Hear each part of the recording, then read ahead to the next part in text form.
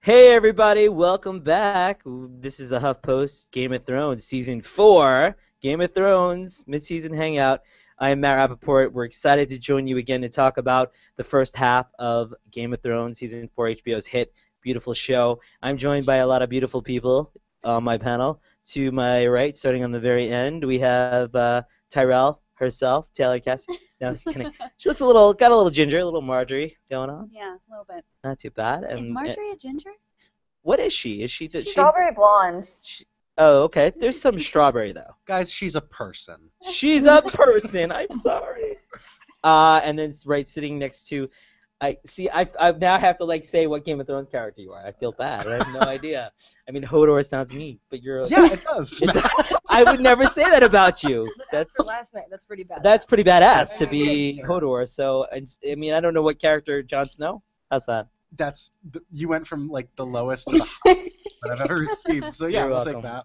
Jon Snow meets Sam. How about a combination of the two? Tyler McCarthy, there he is, and Erin Whitney is joining us from HuffPost TV. Who do you get? Oh my God, you want to be Cersei, don't you? Fuck that. No, No. excuse me. You can say F that. It's okay. We work for HuffPost. It's all I'll right. take I don't know. What's the name of the girl who travels with Bran now? Brienne. Oh, That's Oh, cool. man. I'll take Yeah, her. I'll she's take cool. Mira. She's Alright. cool. Cool. And I think I said my name, Matt Rappaport, and Tiara, Chiaramonte in LA. I have no idea who. Guys, she's Shay. oh gosh. Oh, you are Shay. Not character-wise, but I'm sorry, Tara. You look exactly No. like her. Everyone has said that. I've heard that so Everyone many has said you're times. Shay. I never saw. Yeah, it. and it's terrible because she actually has a porno, so it's like. Oh, well, she is on Game of Thrones now for well, she was. So, all right, so lots happened. Oh, just to warn everyone out there, we're going to be talking about the first 5 episodes, and we will be spoiling that. So if you haven't seen the first 5 episodes of Game of Thrones Season 4, stop watching. But you probably should pause it, go watch all of those episodes, and then come back and watch this. We'll give you a couple seconds. And Erin actually wrote a piece about spoiler alerts and spoilers I recently. did, yeah. And it's definitely worth In it. this one line, is there anything that you want to talk to tell the internet about spoilers? Yeah, just don't get mad at the internet because they're there. That's just how it is. Yeah, don't get Sorry. mad at us, bro. And there are tons of ways that you can avoid it and block out your Twitter, block out your Facebook with codes and tools. So. You should go read that article, HuffingtonPost.com/Erin-Whitney. You can find it right there, I believe. All right, that's enough time. Guess what? Joffrey's dead! Whoa! Ding dong! Yay! Oh, did you hear that? We're very excited that Joffrey's dead. We talked about how that might happen. I believe a few of us guessed Tyrion, who now is being blamed, unfortunately, for his death. We now know who did kill Joffrey. But before we talk about that, how did you find that scene, the purple wedding, and were you shocked? What were your? Let's start with Taylor. And when you saw it come to be, what did you think? I mean, I think everyone was super happy that it happened. But it was kind of sad, with Cersei getting really upset. Cersei's one redeeming quality is that she really loves her kids.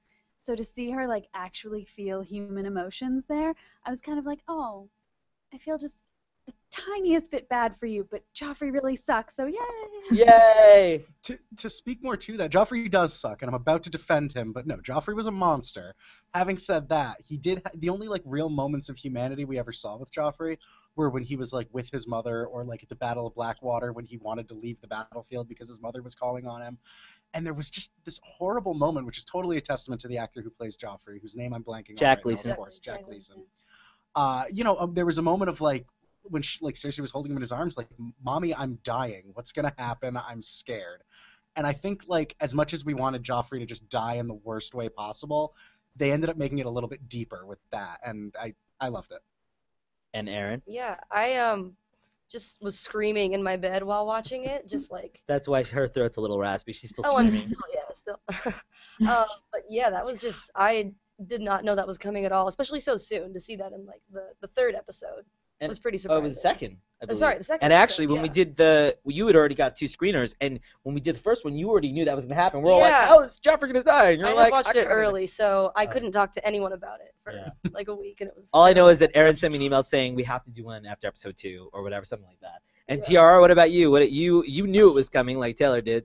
How did you think it was portrayed on screen? I thought it was done really, really well. I thought that's probably been the best episode of the season thus far, hands down. It was written by George R.R. Martin, so you could really see how fantastic his writing is as a TV George writer. R.R. Martin wrote something? Yeah, he writes Every one season. episode. No, I was trying to make it. I was making because he doesn't. People are mad he's not writing.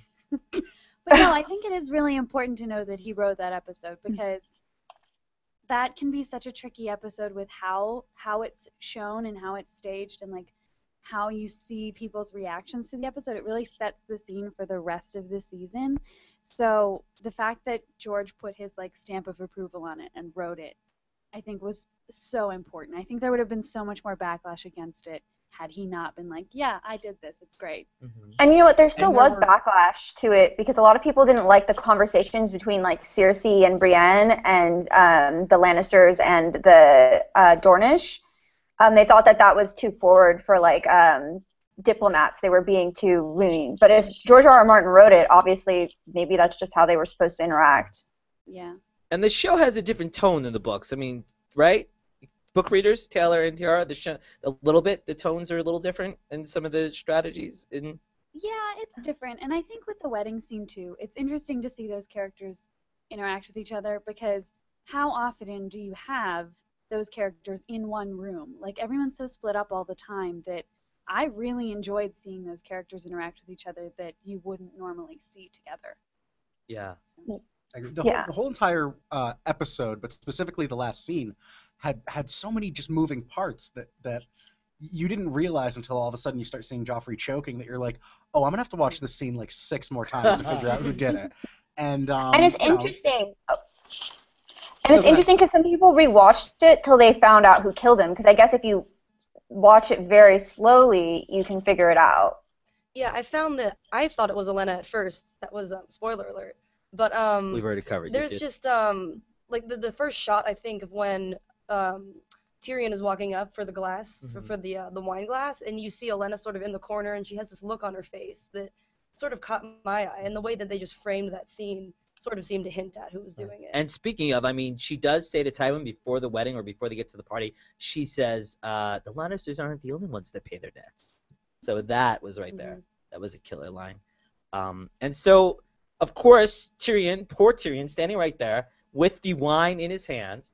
You know, what's a nice little impish guy to do, but look upset or have no idea what's going on. And of course, Cersei sees him right there, and Cersei has had such a hatred for her brother for the longest time. So I don't even know if it matters if she totally believes he did it or not. She wants to see him dead, right? But true. But this episode, I was surprised when she was having her conversation with Oberyn Martell. They're walking, and he sort of like asks her straight up. He's like, do you really think Tyrion killed him? And she goes, oh, I know he killed him. Like, she's a little twisted right now over that whole thing. Oh, no, she's completely convinced that Tyrion killed him. Like, completely. There's nothing else in her mind. Like, she knows in her mind that he killed Joffrey. But I mean, it does throughout help the notes. fact that she wants him dead, too. I mean, that kind of pushes that. Yeah, she wants a lot of people dead, though. That's true. Yeah, And, she does. and so, Tyler, you brought up Oberyn, and he's the new character that Tiara was hinting at in our first conversation. What do you guys think? I think he's definitely Inigo Montoya-like with his little with his vengeance that he wants.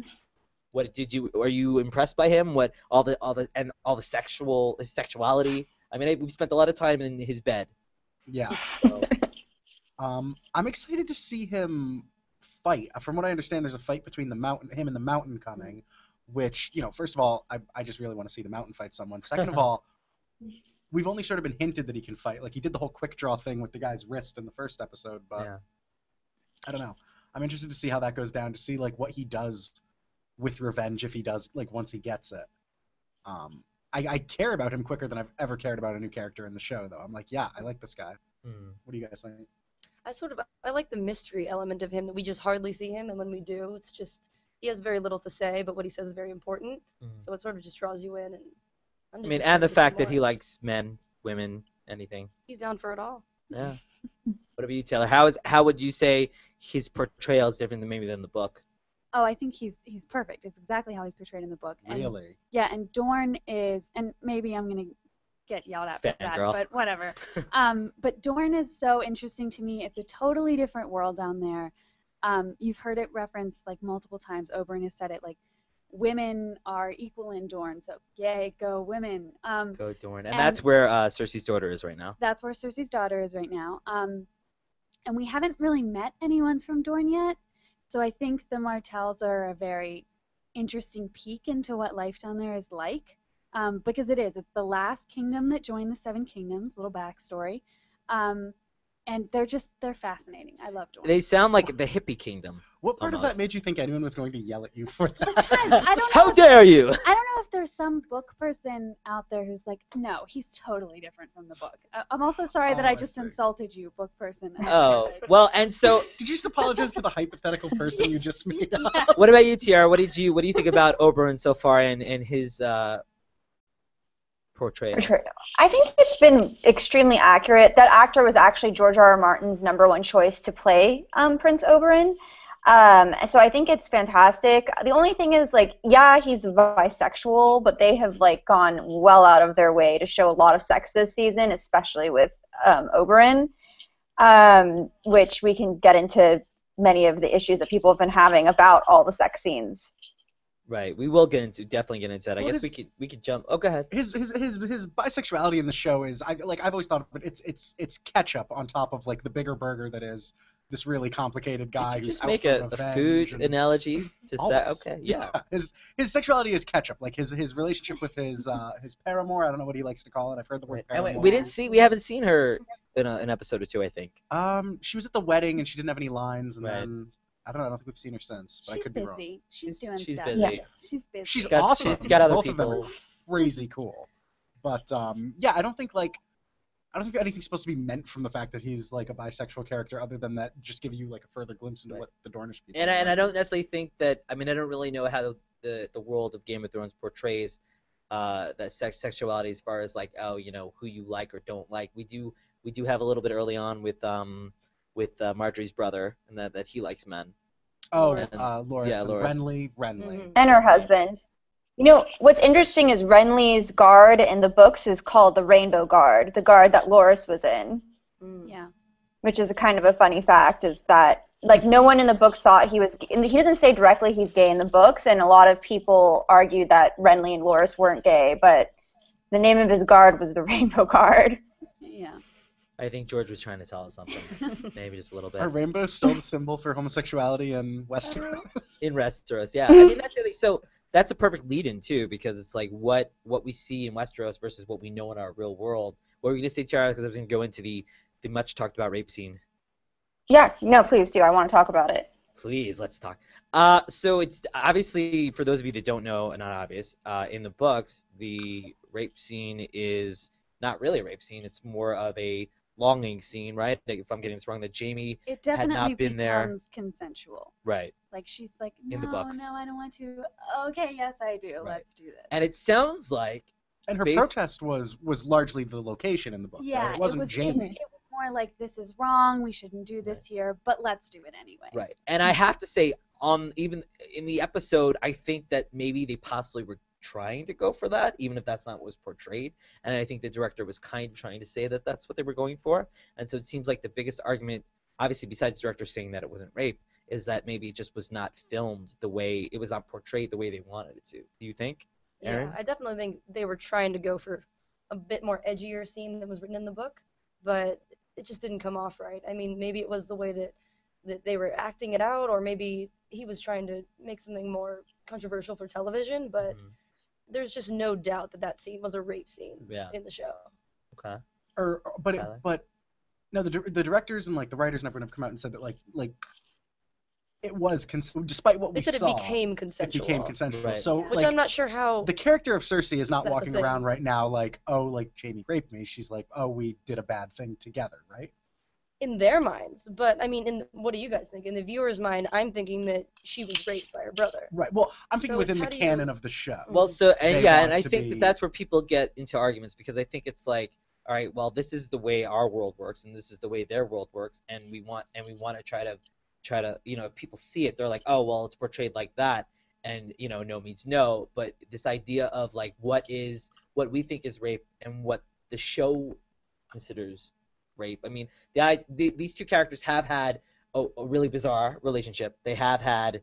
She did, I believe, Cersei tell Jaime to push a kid out the window. She was the one that told him to do it, right? I don't know. Kind of, not specifically that. She was like, he But saw us while they were having having sex. something, And so I do think when Jaime first tries it, she seems to back away when she sees the hand again. Am I right?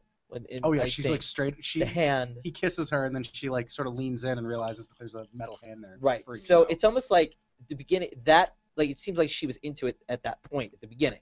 So maybe I'm not trying to defend the scene. I just think the scene is not so as clear cut maybe as like, oh, he definitely was like raping her. Like that's what was the intention. I think it's just poorly poorly portrayed. Yeah. Scene. Obviously it's a beautiful show. Everything's well done, but I think that scene just didn't come off as they intended it to come off. And I think that it's really unfortunate that it didn't come off that way because they've spent all of this time rehabilitating Jaime as a character, and it's almost lost now because you kind of feel bad liking him now because everybody's like, oh, he just raped his sister. How do you feel about that? But it doesn't make sense too because the episode that just happened, we see Jaime honoring the oath and sending Brienne off. That's what I'm saying. Like Jaime is a rehabilitated character from the very first episode where he pushed Brienne out the window, and now because of this one poorly executed scene, how are we going to feel about him for the rest of the show? Like, can we still get behind Jaime as a character? Are we supposed to? I think a key difference. Oh, sorry. I think a key difference. A key difference in why they maybe made it seem why they thought it might have been the right direction in the show to go is that when that scene happens in the book, it's Cersei's first time seeing Jaime since he's been back. He wasn't there for the wedding. So she was down. She didn't care that he had that hand at that point. None of that was functioning to her. She was just happy to see Jaime. So she didn't care that he was handless. In this scene, she's known he's been handless for a while, so I think the hand really creeps her out. And so they were trying to balance that change, I think, in some ways, because obviously Cersei hates the fact he's missing his right hand. Right. And the argument I always make, too, is, and this is maybe this is weak, but I don't think that's, and I've said this to some of you, that Cersei is not a character that lets anything happen to her that she doesn't want. So, and then maybe that sounds terrible, but I mean, I don't think that she, I know she was in a state of grief and all that, and I know this is like borderline terrible topic to talk about, but it just seems like she's not someone that, I mean, throughout the entire show, I can't think, I mean, sure, she's been really, like, brutally raped in the past, right? I believe in the books by other men, by Robert, right? I believe, or no? Well, I don't really know. Not exactly. She was married to him. She just didn't enjoy having sex with him. Right. So is that a form? I mean, I don't really know. I think her whole thing is she wants to be the sort of power character. She never wants to feel helpless. Right. And I think that's part of the reason why she's so repulsed by Jaime without his hand now is what Jaime brought to the table was, like, if ever she needed anyone, like, killed or she needed protection, like, physically, he was going to be that guy because he's, like, the greatest swordsman in the world, arguably.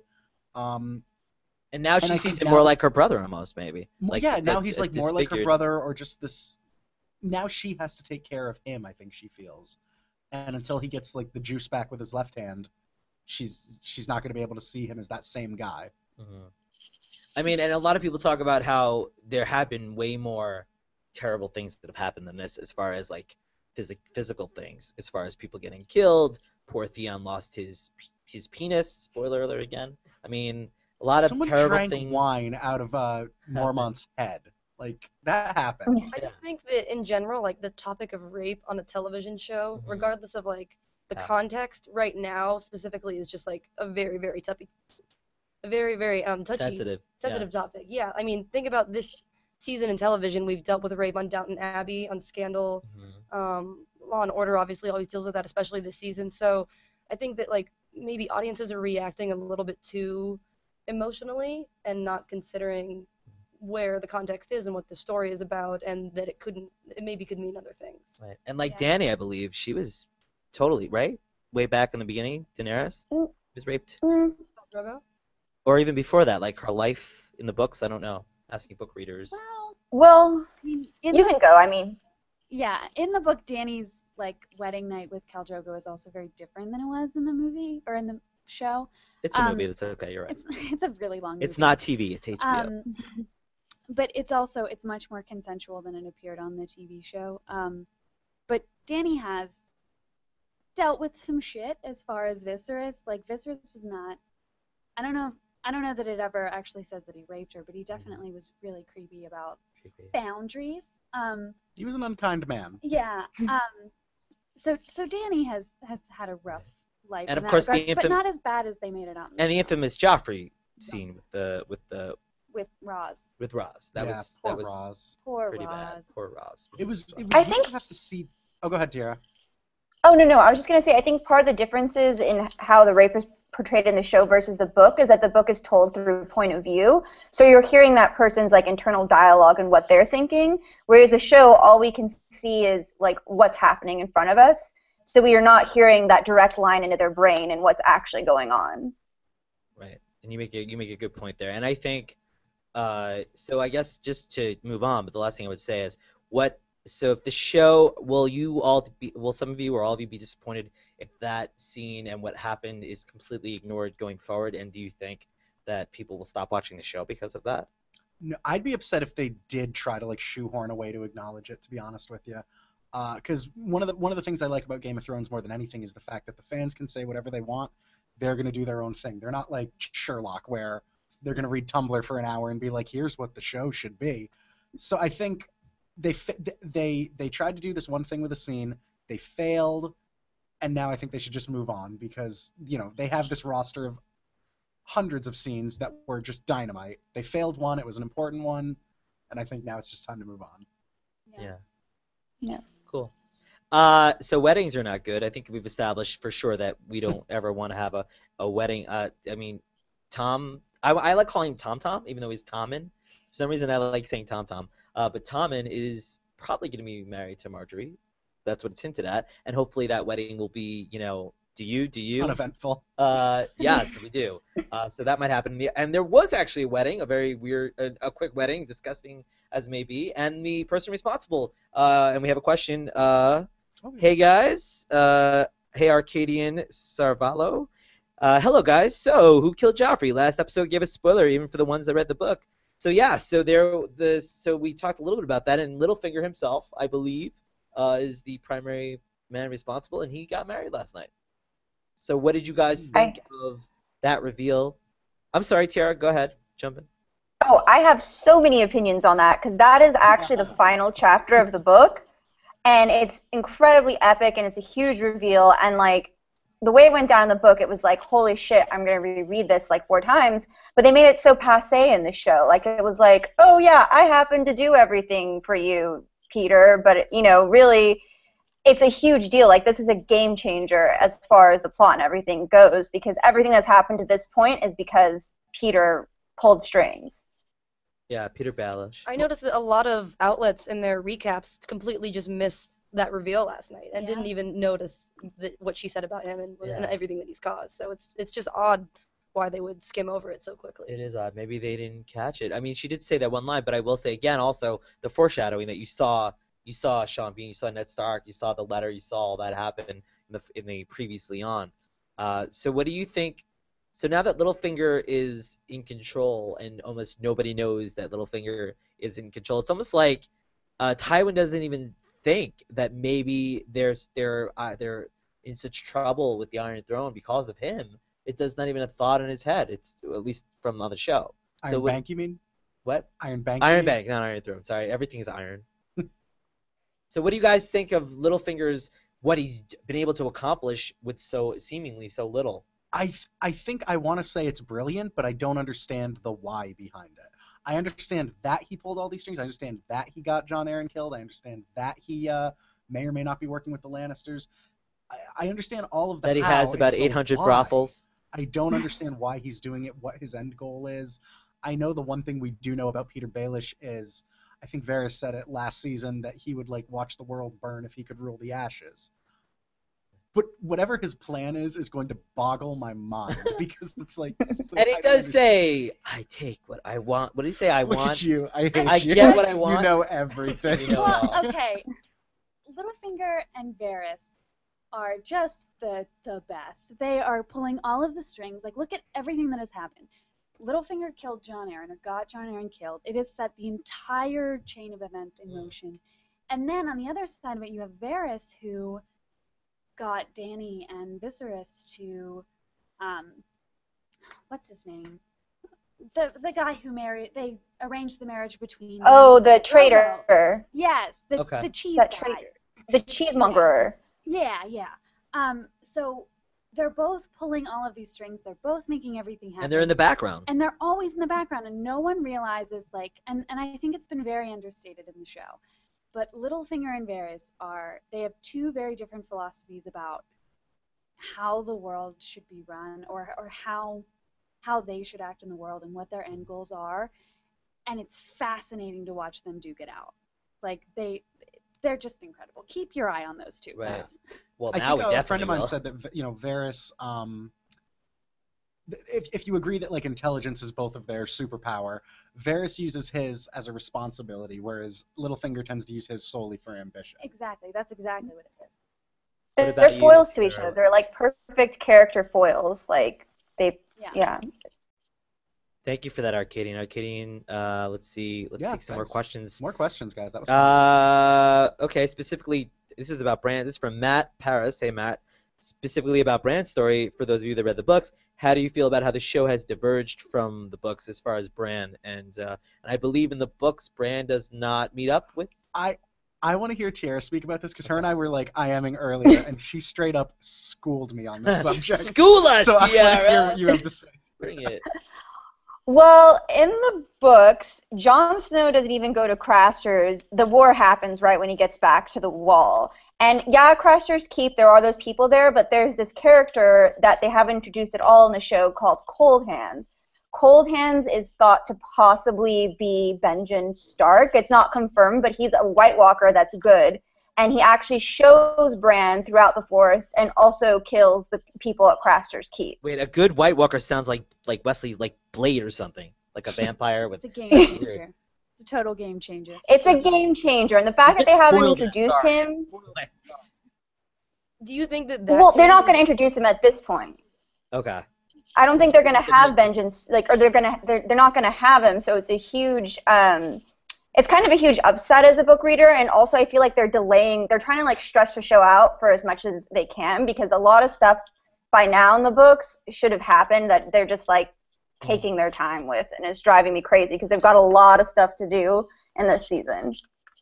Yeah, and I think people have talked about, you know, why is it only 10 episodes? Why can't it be more? Why is it only an hour? I think people would probably rather watch, well, I don't know. I mean, people like Deep in Silicon Valley to a point, but people wouldn't mind 10, 20 minutes on each episode.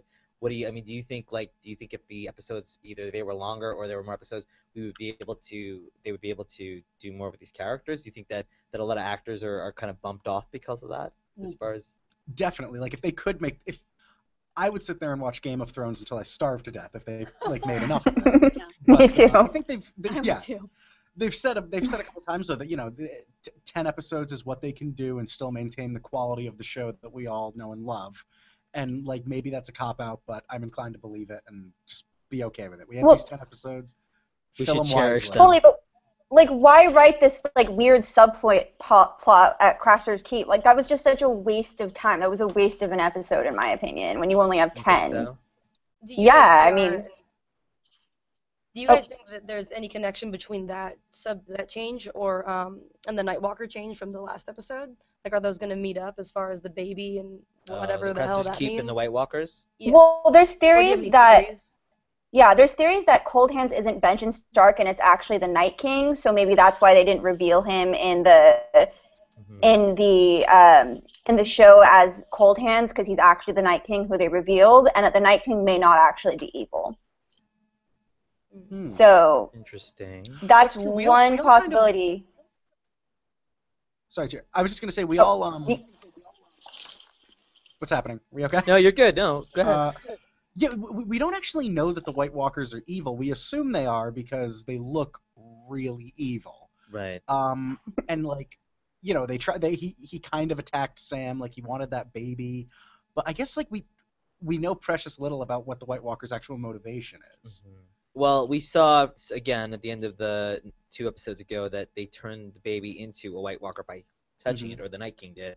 And so in my mind, that we're going to see characters we love, I don't know how many, also have blue eyes in the future, and that might make us sad. No, any feelings about that? No? It depends what being a White Walker actually means. Like, Right. Yeah, but that's kind of like, well, zombies are just people. They're just different. Like, I feel like that's Walking the Dead same... quote. oh my God, you're so right. What have I become? What are you talking about? No, but I feel like that's a similar kind of argument. I think, I don't know. I mean, they're riding a dead horse. The horse is frozen. They're frozen. I don't want to be a White Walker. I mean, there's going.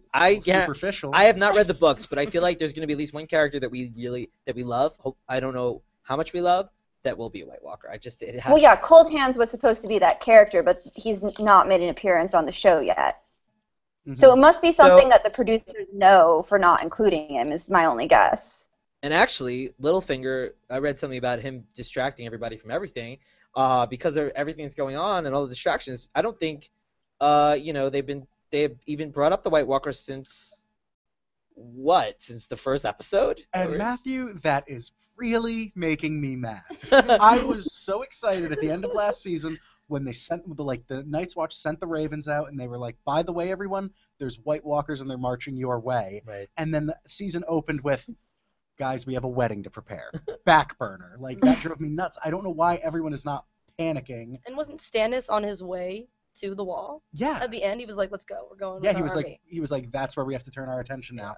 And then it's like that conversation didn't even happen. He gets the notification about Joffrey, and he's like, okay, guys. That's kind of a red magic disconnect, works. right? Well, remember that the I White thought that Walkers... was. Oh, go ahead. Go ahead. You can go. You can go. I'll go after you. No, Taylor, it's you're the strawberry blonde on the show. Well, remember that the White Walkers have been, like, not in the picture for so long that they're practically legend. Like, it would be like someone saying, hey, Santa Claus is coming into the office today. Everybody meet in this place. Like, everyone's going to be like, okay, yeah, it's just... Did Sam, I don't remember, His head would explode. Did Sam like- actually talk about seeing them? Because he talked, or very privately, secretly. Yeah, but, like, if someone told you he saw Santa Claus, you're going to be like, sure you did. So you're saying, despite the Ravens, you think that people just don't believe it? I think people don't believe it. I think they don't want to believe it. Like, it's a non-issue for them. Mm-hmm. They're in the South. It's summer. Like, it's still summer. Winter is coming, sure, but it's still summer now. Like, You said winter is coming, by the way. I know, purposefully. But that's not anywhere on their radar. And Tywin, I believe it was last season that talked about, like, there's a girl with dragon. Like, he went through, like I don't know if he mentioned White Walkers, but he mentioned all these different, like, Yeah, I things mean, to be concerned about, Oh yeah, the same thing. everyone's aware that Daenerys has her dragons and their Right. size and everything. Yeah. which we haven't seen in a while. But True. Yeah, I miss those next episode, dragons. we miss them. Those dragons must cost a lot of money. I'm just saying, like, to show them on TV. Just gonna It always say. makes Oh, me I thought you think meant about to Skips. maintain them in Dragon Westeros. specifically. Oh, to me, yeah, they cost a lot of money to maintain dragons in Westeros. Well, What do those they things do. even Someone eat? I don't even know. Them, they eat a lot. These What do dragons. dragons eat, Tiara? Besides people. Everything. Okay. People as well as Dragon eat. sheep. It's a problem in the books that like the dragons keep eating the sheep of like the local villages, and they can't. They just like to eat a lot.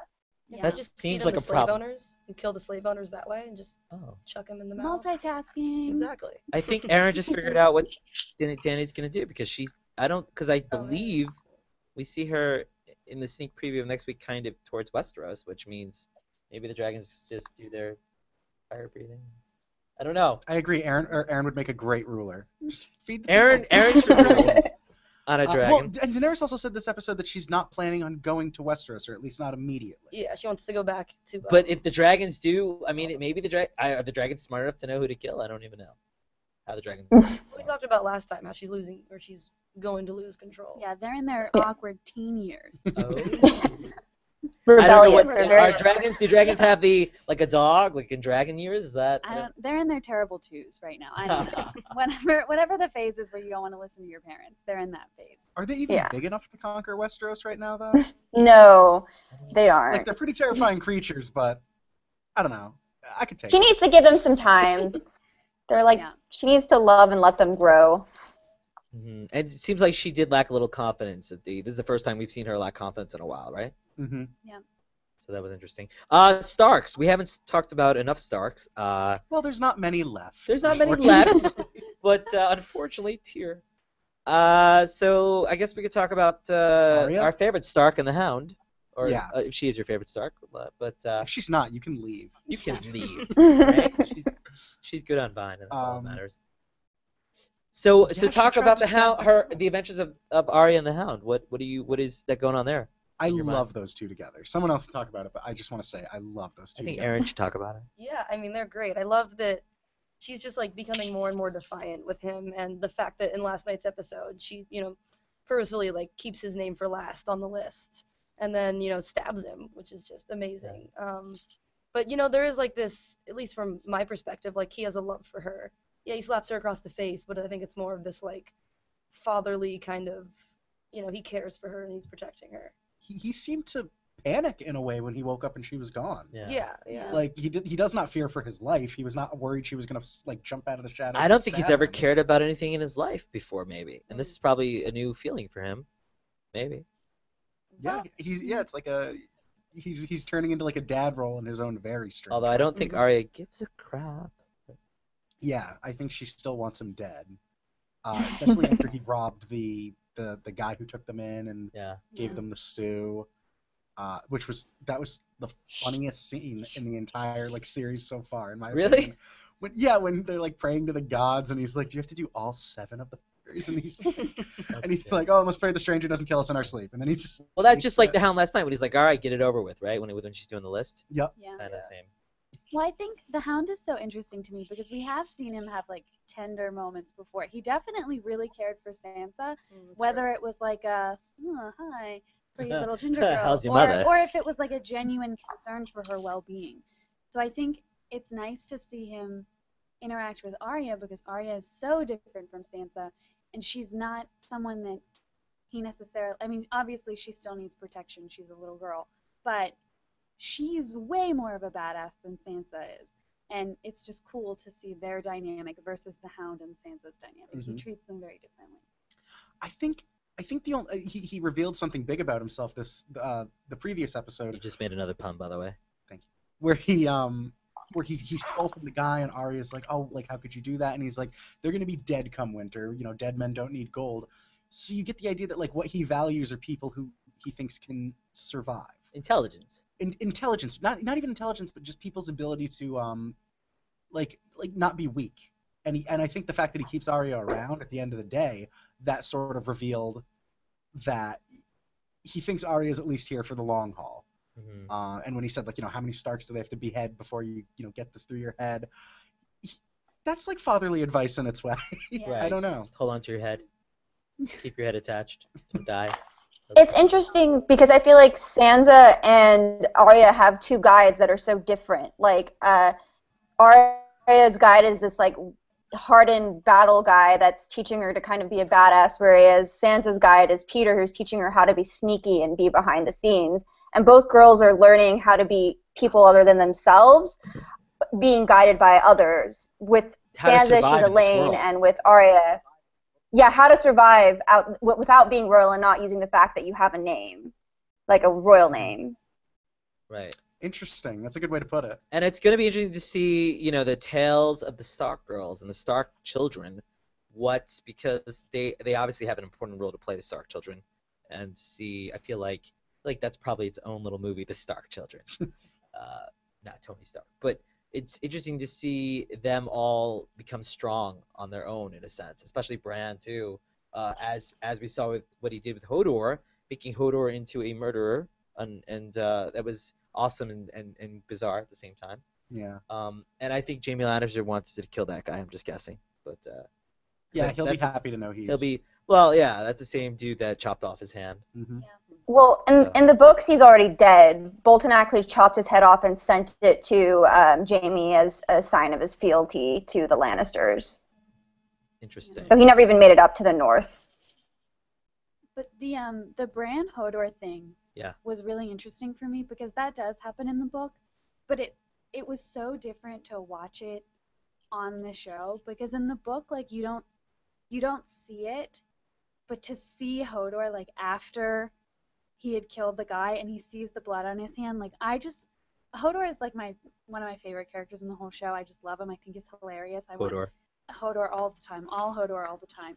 But when he, like, sees the blood on his hand and he sees, like, and knows that he has just done this, I felt so bad for him, and it made me really mad at Bran for a second, because I was like, I know that you needed to do this, but I hate that you needed to do this. Like, it's such a betrayal to, like, for Bran to use that gift of, like, being able to take over someone else to do such a horrible thing, and especially to, like, Hodor, who is just the sweetest thing that you'll ever meet. But in fairness, he was killing someone that was going to do terrible things to them. Well, obviously, yes, but the Bolton guy needed to die, but to make poor innocent Hodor be the one to do it. And I don't know if Hodor could ever understand that. You know what I mean? Yeah. Maybe that's rude of me to say that Hodor. And I almost feel like dumb. Hodor, it's weird because the other character we talked about... kind of dumb. Like, that's okay to say. No, but like we were talking about the Hound, and I feel like the Hound and the Hodor are like complete opposites. They're both the huge characters on the show, and one is sweet and one is kind of not as sweet. So interesting. And they do that a lot in the show, and maybe in the books, right? They try to have characters that are almost opposite like each other on purpose. I mean, I don't think I've thought about it that much to think about which characters are opposites of each other, but that would be an interesting story, or a HuffPost story, maybe. Well, what makes Game of Thrones so interesting is most shows, take for instance like Walking Dead or Sons of Anarchy, there's a lot of characters that are black and white, and then when you get a character who's truly gray, it's like it's like shocking. It's like, oh, I love this guy. Whereas in Game of Thrones, everyone is so like well into this like shades of gray that when you get a character like Joffrey or Ramsay Snow, where they're just like they're a bad guy, or like Robb Stark, like he's a good guy, that when things happen to them or when they're on screen, that's when you're like really paying attention. Like, oh, I hope nothing happens to this person, or oh, something's got to happen to this person. It's an interesting sort of switch for your brain to have to do that I think is a lot of the reason Game of Thrones is so successful. And even Joffrey, even though Joffrey was such an evil person, I mean, he did, in very small doses, like, did show mercy at times. No, you said this last time.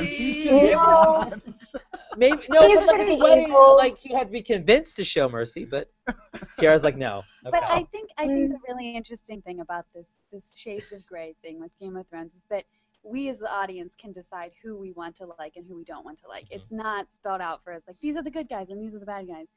And I have this conversation with people all the time, especially my mother, because she just can't forgive Theon Greyjoy. She just can't do it. And I'm like, Mom, hasn't he suffered enough? And she's like, no, he killed those farm boys. She's so mad at me right now. I'm kind of on her side. So way to go, Miss Casti. She can't forgive him. And I'm just like, you have to get used to this duality of like, everyone is good and everyone is evil. Right. And I think the other thing, too, is don't forget, I mean, Theon was not just like he had like a charmed life. I mean, it wasn't terrible, but I mean, he was taken away from his family. Yeah. It wasn't like he was just a guy, oh, I want to betray people now. I think he was very confused. He didn't know what to do. I think Theon probably wanted to stay with the Starks, but he was like... No, sorry to interrupt you, but I will say this. The thing I plugged last time I was on here, and I'm going to plug it again, it's Game of Thrones History and Lore on YouTube. They're like a collection of the DVD extras where the actors narrate sort of the history of Westeros. Yeah. And they also sort of narrate the history of each house up until this point. And Theon actually does one for the Greyjoys, and he says that his story was he was given to the Starks as a hostage, and he says, yes, Ned Stark trained him with his boys, he raised him with his boys, he fed him, he kept him clothed, took care of him when he was sick. Can I actually interject something on this? You bring up a really good point, in that Ned took Theon because he wanted to turn Theon into a better man than his father, so that whoever took over the Iron Islands, because they have a history of dissenting from the Seven Kingdoms, they're kind of just like these weird rogues, and he wanted to raise Theon as his own so he would be a good man like his sons. He really took him into his house with like the intention of making Theon like a better person, but which from didn't Theon's happen. point of view, when he's narrating this, from Theon's point of view, he says, Ned Stark did all this for me, he raised me like this, but if my father decided to rebel, Robert Baratheon was going to send a raven to Ned Stark telling him to cut off my head, and he would have done it because that was his duty. Right. Which is... That's a hard way That's for a hard way to grow up. up. Yeah. I feel bad for Theon. Right. And that didn't come across in the show. That's what you need to tell your mother next time she gets... I do. So, okay. So I know we are running a little over time for us, but let me just quickly... And poor Theon, or Reek, I should say. I mean, I really hope that he does is that Theon gets to kill the crazy I think the two crazy people in the show is whatever that guy's name is, the one that tortured Theon. Ramsay Snow. And Aaron, Liza Aaron. Those are the two. They're the two craziest, I think, right now. Am I wrong? They're like mentally the craziest. They're both pretty insane. They make like the Red Lady look kind of sane, I think, maybe. And speaking of Red Lady, we didn't really talk about Stannis, but what's going on with Davos? And there's not much to talk about with Stannis. They're collecting. He's trying to collect an army, or something. Yeah. Same as usual. Kind of lame. He's just being Stannis. Right. Just being Stannis. Whenever they go to that storyline, do you guys feel like, is that or? No, I love Stannis. You love Stannis. You're a big Stannis fan. You are. And it's not necessarily. Can I call you a fanis? It's no, because it's hard. Because I wanted to throw my full weight behind Stannis and be like, yes, I'm a fan. He's the only one with the claim to the throne. Joffrey really was a usurper. The Lannisters are like having incest babies and putting them on the throne. Incest babies. And then season 4 opens and he's burning infidels. So it's really hard to be a fan of Stannis sometimes. I just feel like that storyline, for me personally, just has the least progression. So every time they cut back to that, I'm just waiting for it to be over. Yeah. Mm-hmm. Maybe it's better in the books. And also the Red Lady doesn't seem to be as aggressive as she started out as, or maybe they haven't showed that. She's just waiting.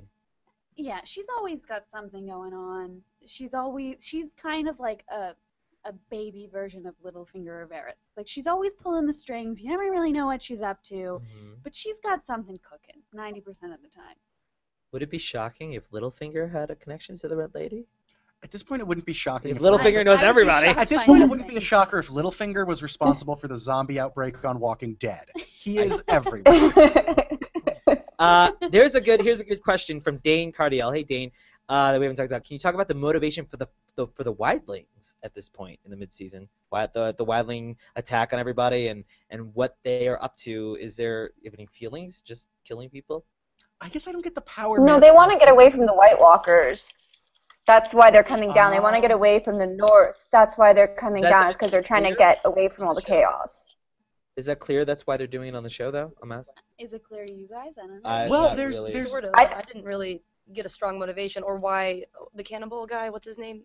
The guy with the crazy. Ben. He's also up there. Ben, for yeah. insanity. I didn't really understand the relationship between him and the wildlings, or why he's. I feel like they're more brutal because of his presence, but I'm not sure why. It's that Mance Rayder has united all of these wildlings who are a lot of them horrible people who eat children, and but what I don't understand is why he's able, what he's been telling them that makes them want to be like, yeah, we should march on the south.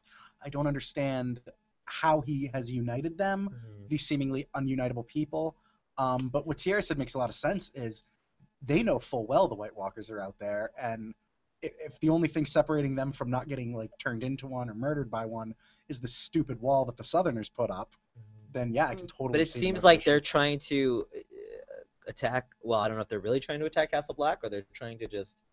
Well, that's the only way they're going to get to the other side. I mean, Castle Black is there to keep the wildlings from getting across to the south and killing potentially killing people. That's what it was built. I mean, it's hard because in the long histories and the mythologies, the wall was built to keep out the White Walkers. But now no one believes in White Walkers, even though they're real. So people think that the wall is there to keep the wildlings from getting to the south because they're kind of like usurpers. They don't want to be under one king. So the whole point of the wall is to keep them from coming south. So they have to defeat it if they want to get away from the White Walkers.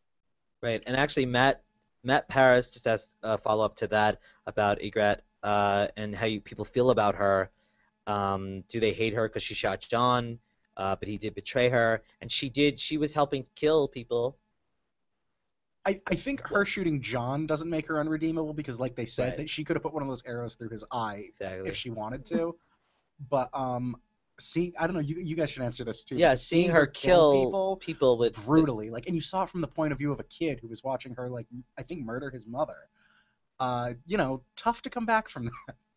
But remember, Ygritte, we liked her because she was with Jon Snow, but this is what Ygritte was going to do whether she was with Jon Snow or not. Yeah, that's who she is. She hasn't, this is not her changing at all as a character. This is exactly who she is. Unless she got on the horse with Snow. This is who we all fell in love with, guys.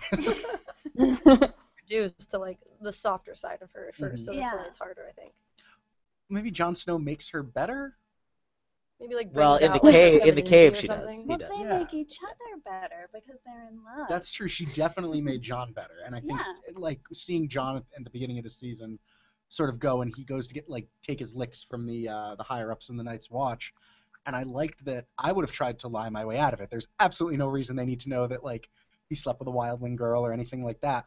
But by confessing that, he was like, I all think, my cards are on the table. You guys should listen to me because they're Right. coming. I do think Jon Snow is honorable. I do think so. I think that for sure, and I think that he was just inexperienced with a lot of things in life. Now Yeah. He knows nothing. he knows nothing. knows But now, nothing. but I would say You he get knows one of nothing. But these. his That's for you. nice, like That was the attack on Crestor's sarcastic. Keep though, like organizing that and figuring out that's where they were. I mean, I feel like he's growing up in a big way in front of us. And even if it wasn't in the books, the logic behind why he needed to go to Craster's Keep was sound. Like that made a lot of sense. Definitely. Thank you for that question, Matt Paris. There's a couple of Arcadians asking about books as far as season 3 being the best because of the weddings. I don't know if it's too early to tell. Season 4 is only in the middle, but is it? Can you pick a favorite season yet, or not yet? Battle of Blackwater. Maybe I'm just a boy and I like my Blackwater. violence, but I did like that. That was really good. Mhm. It's hard. I agree with you, Tyler. The second season's been my favorite. I think it's the best paced as well. Mm-hmm. Second. Yeah. The third season had the best episode with the Red Wedding, but it was slow. It's hard, especially I think it would be easier to, once season 4 is over, to see what the second half will be. And I think we should end on that. What is coming in the second half? What do you want to see happen in the second half? And how many more people have to die? I would say let's ask like what are we most excited to see? That way the book Yeah. people can avoid spoiling. But Oh, that's a good way to phrase it. Yeah. Okay. Okay.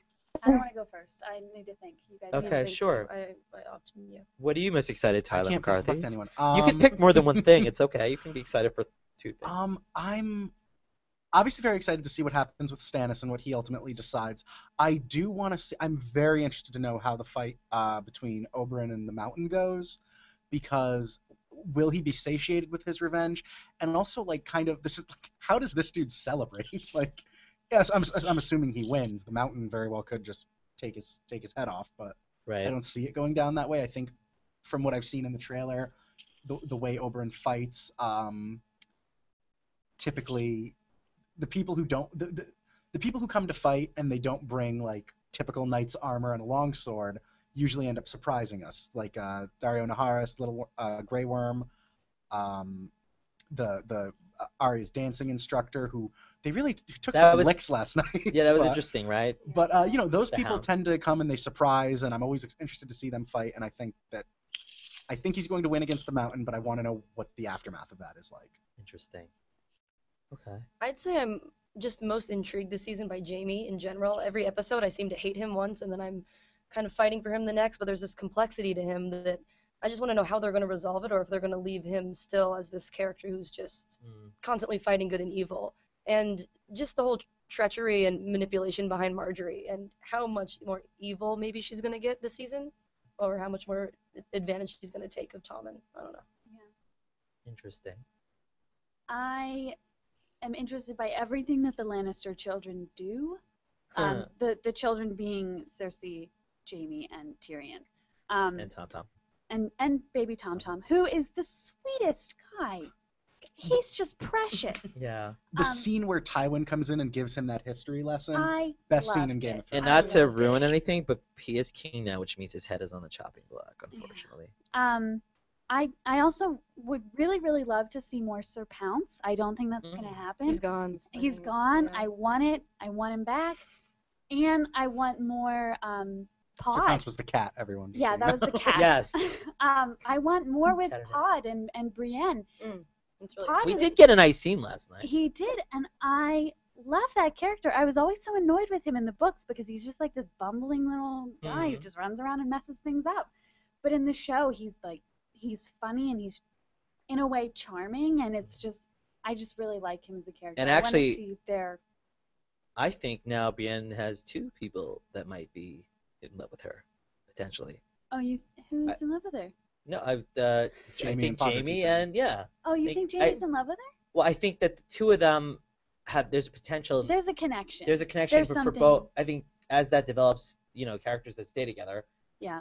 have a chance to do something. But I think we'll see what happens there. What about you, Tiara? What are you most excited about, and what do you hope for they get right? I am most excited about to see as well as what happens with the Lannisters between the Martells, especially given that they have Micella. I'm excited to see the fighting between Marjorie and Cersei. I love everything that's happening in King's Landing, so I'm most excited for that, and I'm most excited to see if they bring in Cold Hands. I need to see him. I need to see more of that White Walker. So. Cool. I mean, I'm kind of. And then you mentioned Cersei and Marjorie. When Cersei walked over to her, didn't you guys all think she was going to be totally evil? And she was so nice. Mm-hmm. She was like, you should really. I really think if you really want to marry my new son, you should. I've never seen Cersei be so nice. She definitely has an agenda. Yeah. Oh well, yeah, they have an agenda, but she was. I mean, they both do. If she couldn't keep her away from Joffrey, there's no way in hell she's going to be able to keep him away from Tomlin. So she might as well do it on her own terms. Right. And remember at the end of that conversation when Marjorie says, I don't know if I should call you my sister or my mother. Right.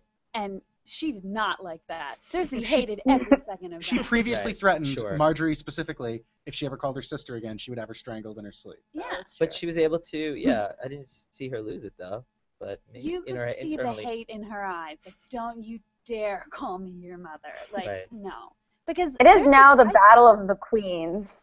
Yeah, Yeah. And Cersei prides herself on being like Your Grace. very beautiful and very like desirable.